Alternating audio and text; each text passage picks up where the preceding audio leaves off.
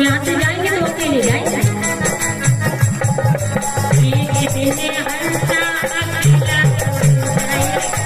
एक दिन हंसा अकेला उड़ जाएगा।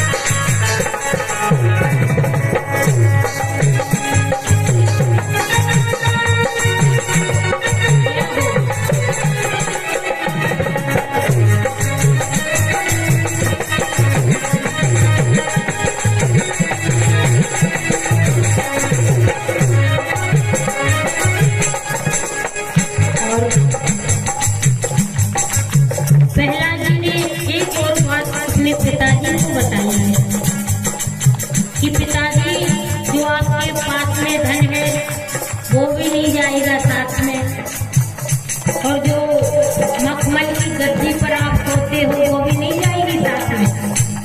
जाना तो आपको बांस की खटोली पर ही जाना पड़ेगा। कोई ना गद्दी साथ में जाएगी, ना गद्दा साथ में जाएगा, ना रजाई साथ में जाएगी, केवल 2 गज का कफन आपके साथ में जाएगा। आप इतना अहंकार करते हो धन दौलत का, ये धन दौलत आपके साथ में नहीं जा सकती।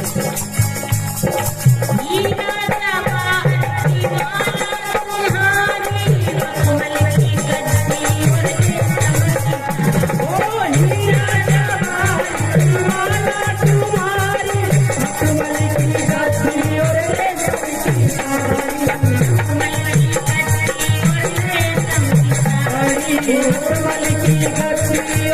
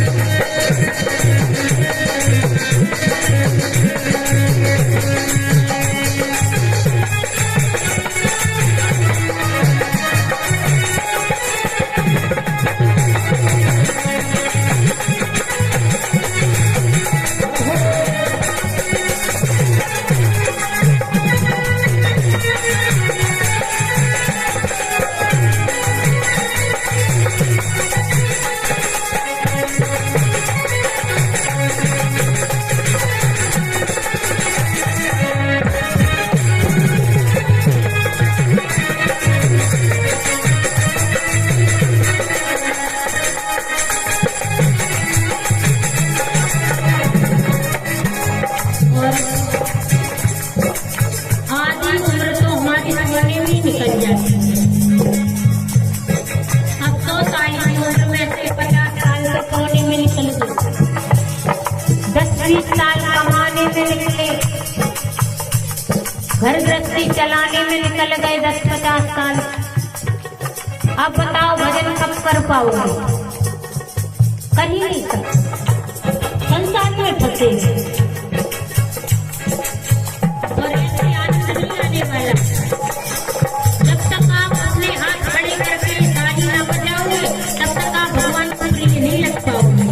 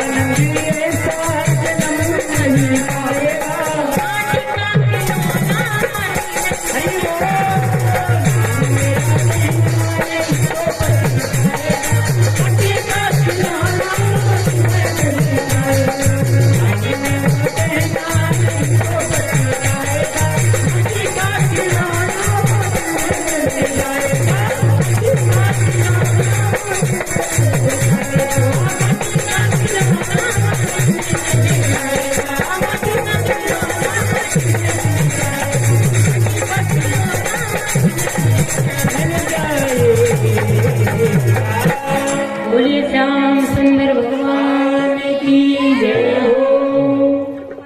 तो प्रहलाद जी ने पिताजी को अनेक बातों से समझाया है। और तीसरी भक्ति बताई है स्मरण, भगवान का स्मरण करो। चौथी भक्ति पाद सेवनम, पांचवी भक्ति अर्चनम, छठवीं भक्ति बताई है वंदनम, भगवान के चरणों में वंदन करो। सातवीं भक्ति दास्यम, भगवान की दास बनकर रहो। आठवीं भक्ति सख्यम, भगवान के सखा बनो। नौवीं भक्ति आत्म निवेदनम, अपनी आत्मा का निवेदन भगवान को करो। इस प्रकार जब हिरण्यकश्यप ने 9 प्रकार की भक्ति के बारे में अपने प्रहलाद जी के मुख से सुना तो बड़ा क्रोधित हो गया। क्रोधित होकर कहने लगा, सैनिकों से कहा कि इसे पकड़ लो, पकड़ कर ले जाओ और ऊंचे पहाड़ से नीचे गिरा दो। सैनिक प्रहलाद जी को पकड़ कर ले गए, बहुत ऊंचे पर्वत से प्रहलाद जी को नीचे गिराया तो वहां पर भगवान का विमान गया, पुष्पक विमान। इसे जेल में भूखा रखो, जेल में भूखा रखा। भोजन की व्यवस्था भी भगवान ने जेल के अंदर कर दी। अब क्या करें? एक दिन तो उनकी बुआ जी आ गई होलिका और भैया से कहने लगी, भैया भैया मेरे पास में ऐसा वरदान है कि मैं प्रहलाद जी को गोद में लेकर बैठूंगी, अग्नि लगाऊंगी, प्रहलाद जल जाएगा, मैं बच जाऊंगी। लेकिन भगवान ने ये वरदान भी उल्टा कर दिया। गोद में लेकर अग्नि लगाई, होलिका जल गई और प्रहलाद जी बच गए। अब प्रहलाद जी को अनेक प्रकार के उपाय किए मारने के, लेकिन सब विफल हो गई, कोई सफल नहीं हुआ। दूसरे दिन फिर प्रहलाद जी को पढ़ने भेजा। अब पढ़ने के लिए प्रहलाद जी गए तो हजारों असुरों के बालकों ने आज प्रहलाद जी को घेर लिया और कहने लगे, प्रहलाद आप इतने हठी क्यों हो? जेल में भूखा तुम्हें रखा जाता है, तड़पन हमें होती है, अग्नि में जलाया तुम्हें जाता है, जलन हमें होती है। आपको भजन करना है तो बुढ़ापे में कर लेना। अब असुरों के बालकों को देखो कि बुढ़ापे में भजन करना, और तुम बताओ बुढ़ापे में भजन करने की आपकी बस की रहेगी? लेकिन कई बब्बा तो ऐसे हैं कि बुढ़ापे में भी भजन करते हैं और बचपन में भी भजन करते होंगे। तभी तो बुढ़ापे में कर सकते हैं। और बचपन में आपने भजन नहीं किया, जवानी में भजन नहीं किया, तो आप बुढ़ापे में कभी कर ही नहीं सकते। ऐसे ही आज हजारों असुरों के बालक प्रहलाद जी से कह रहे हैं कि भजन करना है तो बुढ़ापे में कर लेना।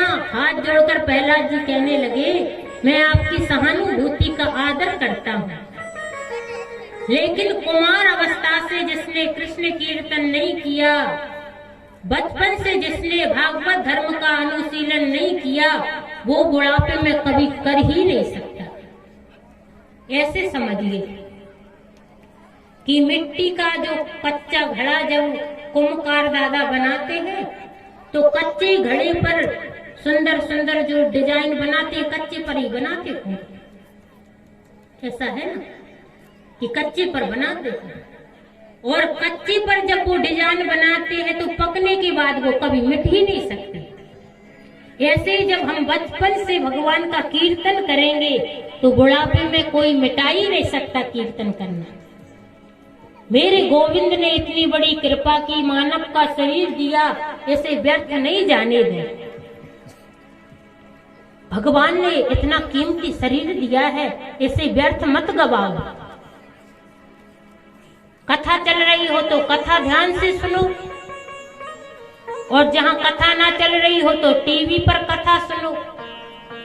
और भगवान ने तो इतनी सुविधाएं आज के जमाने में चला दी कि आप मोबाइल पर भी कथा सुन सकते हो, टीवी खोलकर भी कथा सुन सकते हो, टीवी चालू करके। ऐसे ही आज हमारे प्रहलाद जी असुरों के बालकों से कह रहे हैं कि आज मेरे प्रभु ने हमें कितना कीमती शरीर दिया है, इसे व्यर्थ मत जाने दो। असुरों के बालकों ने कहा, क्या जपना तुम्हारे नारायण के नाम को सेवा करती है धर्म पत्नी, प्रतिष्ठा मिलती है सगे संबंधियों से, सुरक्षा करते हैं पिताजी, क्या तुम्हारे भगवान का नाम जपना। बालकों ने कहा, हम कैसे भजन करें, और हाथ जोड़कर फिर से कहने लगे, एक बात बताओ प्रहलाद जी, जो पाठ हमें पढ़ाते हैं गुरु जी वो ही आपको पढ़ाते हैं, लेकिन आप इतने बड़े विद्वान कैसे हुए। तो प्रहलाद जी बोले, मेरे गुरु संड और आमर्क नहीं है, मेरे गुरु तो नारद जी महाराज है। प्रहलाद जी के गुरुजी नारद जी थे। जब उनके पिताजी, प्रहलाद जी के पिताजी हिरण्यकश्यप तपस्या करने गए थे, तो इंद्र उनकी माँ का अपहरण करके ले जा रहे थे। रास्ते में नारद जी मिले, नारद जी ने अपने आश्रम में आश्रय दिया। अब समय कैसे निकले, अब मैया तो बन जाए श्रोता और नारद जी बन जाए वक्ता। जब कथा होती तो कयादू मैया कथा सुनती, उनके गर्भ में पल रहे थे प्रहलाद जी, तो वो भी कथा सुनते। तब से ही उनके गुरुजी श्री नारद जी बन गए थे। सुखदेव जी कहते हैं कि राजन, जब प्रहलाद जी 7 महीने गर्भ में थे तब से ही उनके गुरुजी नारद जी बने। अब प्रहलाद जी से बालकों ने कहा कि आपके भगवान से मन जुड़े कैसे, और मन को जोड़ना है तो प्रहलाद जी के साथ में कीर्तन करना पड़ेगा। हजारों बालकों के साथ श्री प्रहलाद जी कीर्तन कर रहे हैं, जोर जोर से कीर्तन होने लगा। श्रीमन नारायण नारायण हरि हरि, श्रीमन नारायण नारायण हरि हरि, श्रीमन नारायण श्रीमन नारायण नारायण हरि हरि, भजमन नारायण नारायण हरि हरि, भजमन नारायण नारायण हरि